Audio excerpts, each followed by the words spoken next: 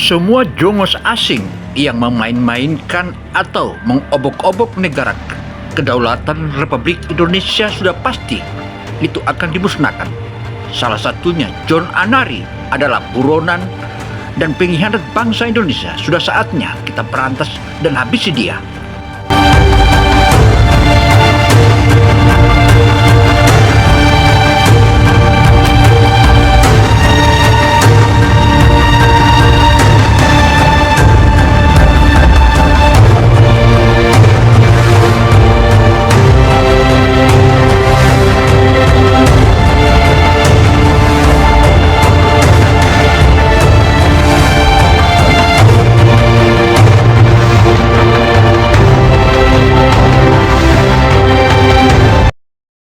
Saudara, kekayaan alam Indonesia tak boleh lagi dimainkan oleh negara-negara lain. Di era kepemimpinan Presiden Prabowo ini, maka Indonesia akan membangun dan kemandirian. Segala macam prestasi akan ditaruhkan oleh Prabowo. Dengan menggandeng Rusia dan terbangunnya pangkalan militer di Rusia, itu adalah jawaban untuk menghabisi para jongos-jongos asing itu, termasuk kalangan asing yang sengaja mengganggu kedaulatan Indonesia. Karena itu, saudara, mari kita saksikan apa yang akan dipaparkan dan dipresentasikan oleh Presiden Prabowo. Majulah bangsaku. Indonesia adalah salah satu negara dengan cadangan emas terbesar di dunia. Kekayaan emas yang melimpah ini telah lama menjadi incaran perusahaan asing, terutama dari Amerika Serikat dan Eropa.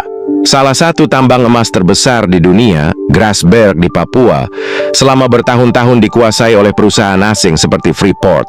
Kondisi ini membuat Indonesia hanya mendapatkan sebagian kecil dari keuntungan besar yang dihasilkan dari eksploitasi emasnya sendiri.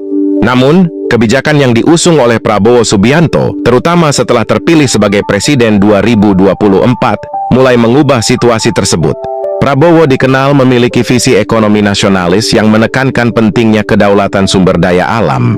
Ia bertekad untuk memastikan bahwa kekayaan emas Indonesia tidak lagi bisa diambil seenaknya oleh pihak asing.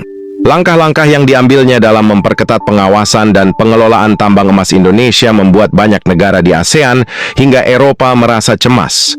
Sejak awal, Prabowo telah menegaskan bahwa Indonesia harus memiliki kendali penuh atas sumber daya alamnya.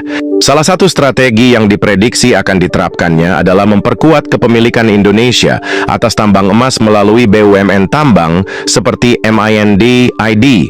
Keberhasilan Indonesia dalam menguasai mayoritas saham Freeport Indonesia beberapa tahun lalu menjadi bukti bahwa nasionalisasi sektor pertambangan bisa dilakukan. Prabowo kemungkinan akan melanjutkan langkah ini dengan mengurangi ketergantungan pada perusahaan asing dan memperbesar peran negara dalam pengelolaan tambang emas.